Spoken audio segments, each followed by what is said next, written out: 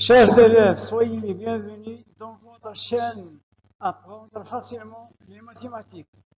Premier cycle collégial, deuxième cycle qualifiant, créé par votre professeur Muqaddam Abdelaziz.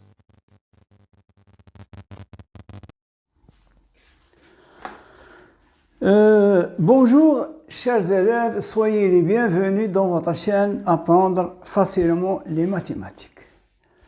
Notre vidéo d'aujourd'hui est consacrée à la correction du quatrième exercice du premier modèle de l'examen normalisé local. Donc, nous avons traité le premier exercice, le deuxième, le troisième. Donc, aujourd'hui, nous sommes avec le quatrième exercice. Ce quatrième exercice porte ce qu'on appelle sur le théorème de Pythagore et sa réciproque, ainsi que les rapports trigonométriques. Donc notre premier exercice, notre quatrième exercice, soit ABC un triangle rectangle A, BC un triangle rectangle en A. On a, d'après la figure, on a AM, la distance entre A et M est égale à 2, la distance entre A et C, 2, AM est égal à 1. Ici, je corrige AM est égal à 1. Donc, AM, la distance entre AM et 1, la distance entre A et C, 2, la distance entre B et C, 2 racines de 5. La question, montrer que le triangle, calculer AB. On va calculer la distance entre A et B et la distance entre C et M. Donc, puisque l'angle CAB est un angle droit, donc les deux triangles ABC et AMC sont deux triangles rectangles. Dans ce cas, on utilise ce qu'on appelle le théorème direct de Pythagore. Quand est-ce qu'on utilise le théorème de Pythagore? Si on nous donne un triangle rectangle, je vous rappelle, donc si on nous donne un triangle rectangle et on vous donne la mesure de deux côtés, donc on nous demande de déterminer le troisième côté. Donc ici, on est forcé d'utiliser le théorème de Pythagore. Donc, le théorème de Pythagore est utilisable dans un triangle rectangle. Donc, si on a un triangle rectangle, dans ce cas, on nous demande de déterminer l'un des côtés de ce triangle, ayant connu les deux autres côtés. Dans ce cas, on a dans le triangle ABC, on a AC et BC. Donc, automatiquement, on nous demande de calculer AB. Dans le triangle ACM, on a AC qui est 2 et on a AM. Donc, on nous demande de calculer CM, ce qu'on appelle le théorème de Pythagore, ou bien le théorème direct, puisqu'il y a aussi ce qu'on appelle la réciproque du théorème de Pythagore, c'est-à-dire le théorème indirect. Donc, nous allons passer à la correction de notre exercice. Premièrement, donc, petit a. Calculons quoi? Calculons A, B et CM. Donc, pour calculer AB, donc, je dois m'intéresser au triangle rectangle ABC. C'est clair, puisqu'on a deux côtés qui sont donnés, AC est égal à 2 et BC est égal à 2 racines de 5. Donc, je peux déduire ou bien calculer AB facilement. Donc, ici, on a ce qu'on appelle la longueur d'un côté de l'angle droit et la longueur de l'hypoténuse. Donc, il nous faut déterminer AB. Dans un triangle rectangle, le théorème de Pythagore nous dit que le carré de l'hypoténuse est égal à la somme des carrés des côtés de l'angle droit. Donc, puisque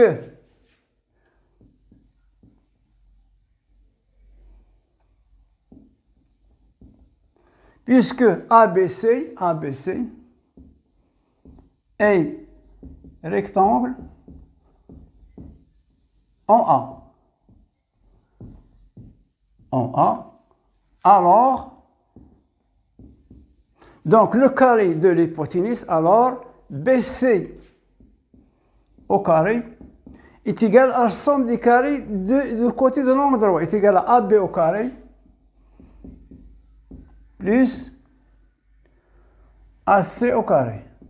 Donc c'est quoi? Ce qu'on appelle le théorème de Pythagore.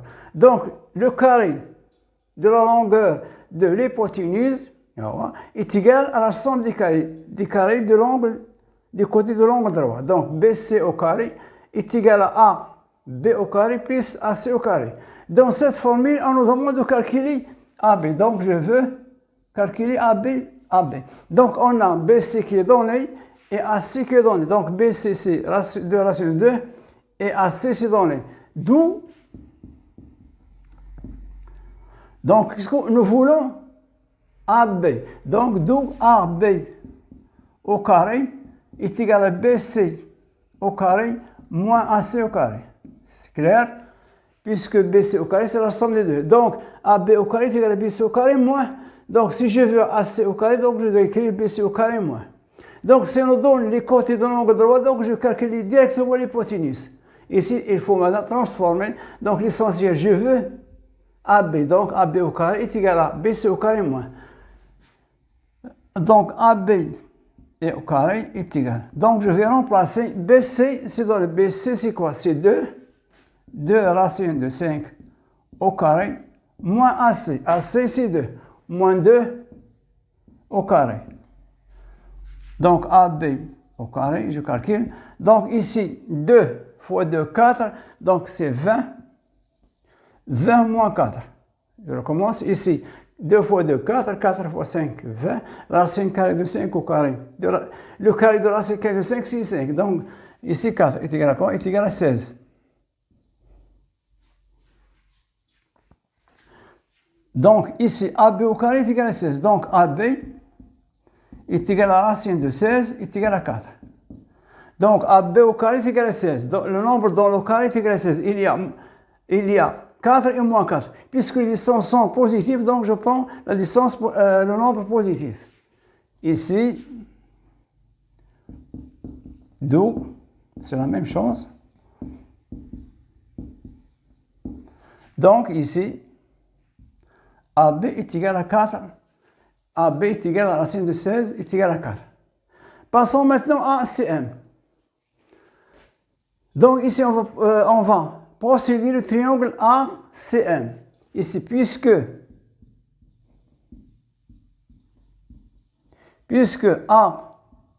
ACM est rectangle, cette fois-ci, toujours rectangle en A. Donc ici, l'hypoténuse, c'est quoi? C'est CM. Ici, dans le premier triangle, l'hypoténuse, c'est BC. Donc ici, C. Alors, pardon. Donc, le carré de l'hypoténuse, donc CM au carré est égal à AM au carré plus AC au carré. Qu'est-ce qu'on nous demande? On nous demande de calculer CM. Donc ici, je vais utiliser, sans transformer la formule. Donc, on nous demande l'hypoténuse. Donc, j'ai AM qui est donné, AC qui est donné. Donc, CM au carré égale AM, c'est 1, on nous donne 1 au carré plus AC, AC2, 2 au carré. Donc, 1 au carré, c'est 1, plus 2 est égal à, plus 4 est égal à 5. Donc, CM au carré est égal à 5, donc CM est égal à racine de 5. Donc, ici, ce qu'on a utilisé? On a utilisé le théorème de Pythagore direct. C Cette fois-ci, B, la deuxième question. La deuxième question de B, pardon. B, montrant que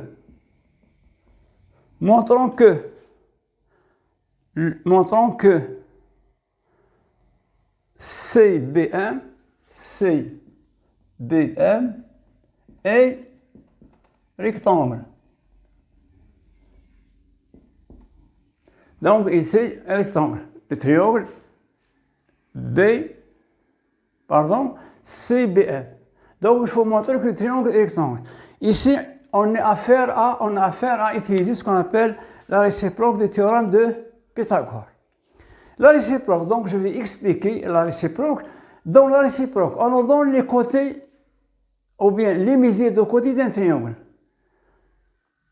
Et la question, est-ce que ce triangle est rectangle? Donc Pythagore a découvert cette méthode qui est plus facile. Il nous dit que donnez-moi les mesures de côté et je peux vous dire est-ce que le triangle est rectangle ou non. Donc ici on a les trois côtés, on a BC qui est égal à 2 racines de 5. On a CM qu'on vient de déterminer, CM racine de 5. Et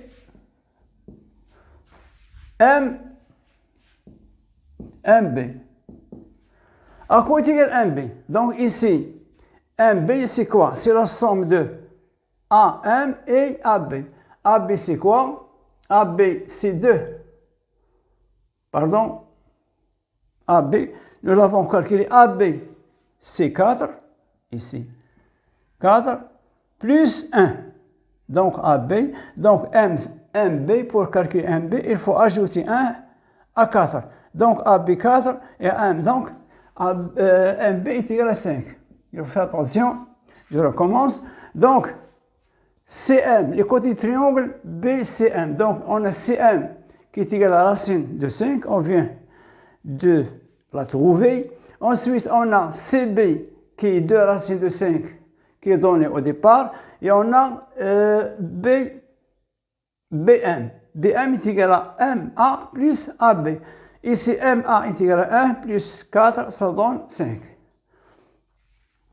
Donc, le théorème de Pythagore, la réciproque, nous dit que si le carré d'un côté est égal à la somme des carrés des autres côtés, dans ce cas, on est sûr que notre triangle est un triangle rectangle. Donc, il faut comparer le carré d'un côté avec la somme des carrés des autres côtés. Pour cela, ce qu'on appelle une technique, il faut voir quel est le plus long côté. Donc, il faut comparer le carré des plus longs côtés avec la somme des carrés des autres côtés. Ici, pour savoir quel est le plus long côté, ici, on va élever au carré. Ici, 5, 25 au carré. Ici, le carré 5, ici, 20. Le carré de BC est 4, 20. Le carré de CM, c'est 5. Le carré de MB, c'est 25. Donc, le plus long côté, c'est quoi? C'est BC. Donc, c'est une remarque très importante. Donc, il faut que le carré de l'un des côtés soit égal à la somme des carrés des autres côtés. Dans ce cas, il y a trois cas possibles. Il faut voir le premier côté avec les deux, le deuxième, et ainsi. Mais si vous pensez à déterminer le plus long côté, dans ce cas, c'est facile. Donc, ici, on remarque que BM est le plus grand côté.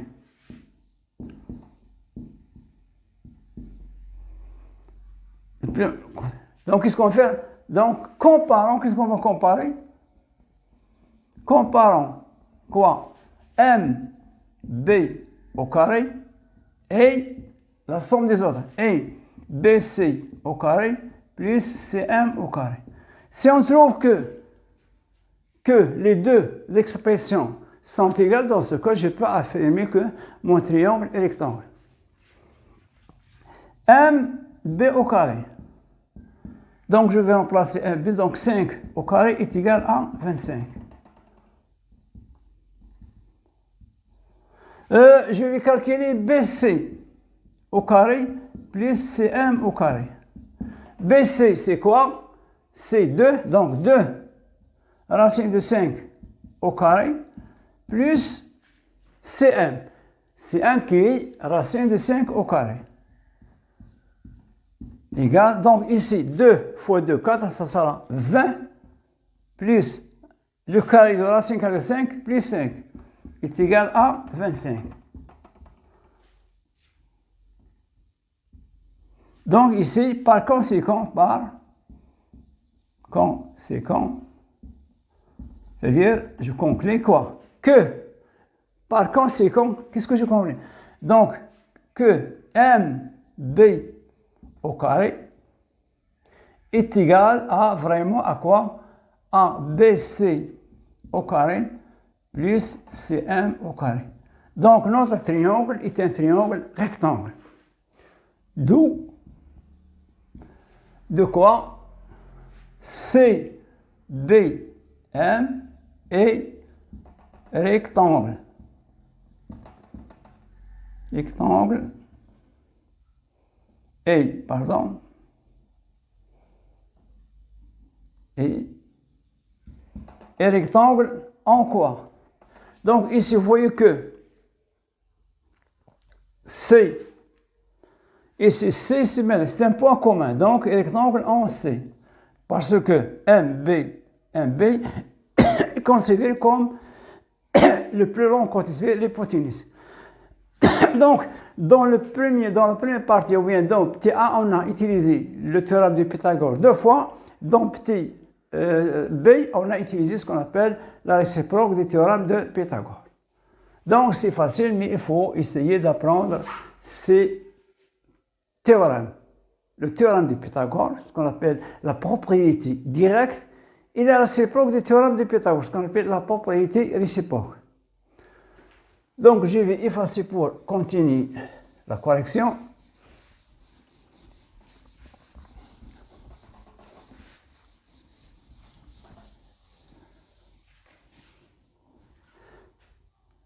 Deuxièmement, on a quoi? On a sinus x est égal à racine de 2 sur 2. On a sinus, on nous donne sinus x racine de 2. On nous demande de calculer, calculant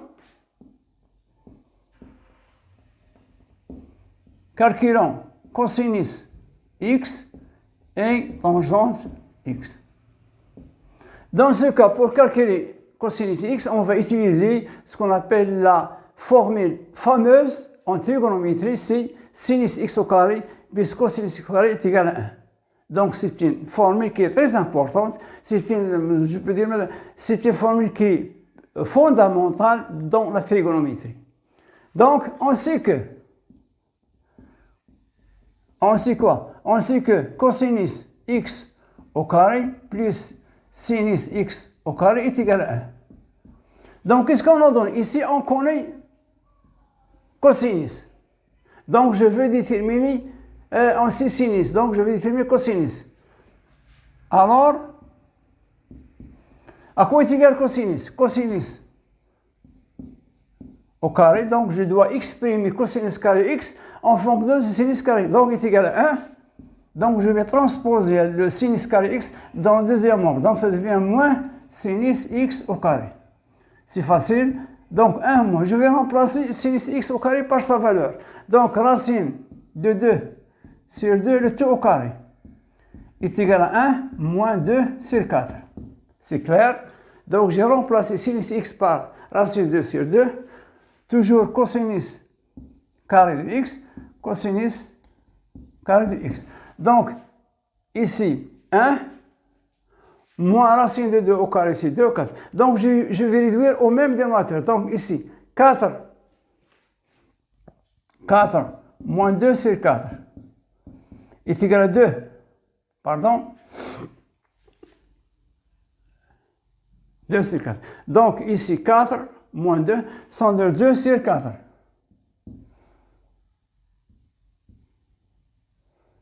Donc, est égal à 1 demi. Pardon? 1 sur 4, pardon. Donc, cosinus carré de x est égal à 4. Ici, j'ai réduit au même dénominateur commun, c'est 4. Donc, 4 moins 2, c'est 4. Sur 4, donc 2 sur 4, c'est, pardon, je simplifie 1 demi. Donc, cosinus carré de x est égal à 1 demi. D'où cos x est égal à racine de 1 demi. Est égal à 1 sur racine de 2. Je romps. Je vais multiplier le numérateur et le dénominateur par racine de 2. Donc, ça devient racine de 2 sur 2. Donc, le cosinus de x est égal à racine de 2 sur 2. Donc, on a trouvé que le cosinus est égal à sinus. Dans ce cas, il s'agit de l'angle qui a pour mesure 45 degrés. Ensuite, tangente.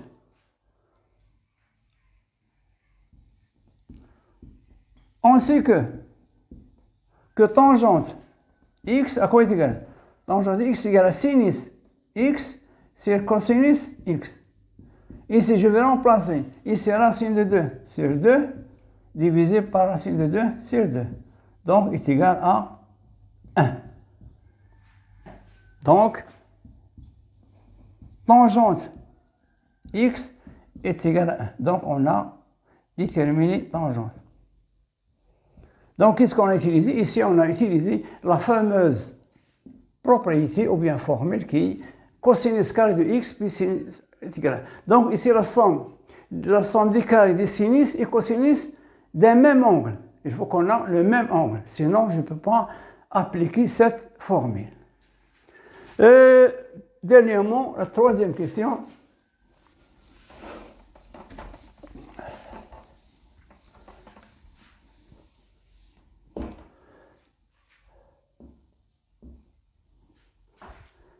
Simplifions A. Simplifions A. À quoi est égal A? A égale est égal à sinus carré x moins sinus x à la puissance 4 sur cosinus x carré, pardon, x moins cosinus x puissance 4. Donc, il faut essayer de simplifier cette expression. Donc, pour simplifier cette expression, maintenant, on va aussi utiliser cette formule qui est très importante. Ici, une petite remarque.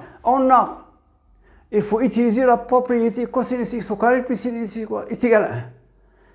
Mais on a un problème. On a ici sinus x à puissance 4. Ici, cosinus x puissance 4. Mais la formule contient tout simplement le cosinus, le carré des cosinus et le carré du sinus. Donc ici, il faut s'en sortir.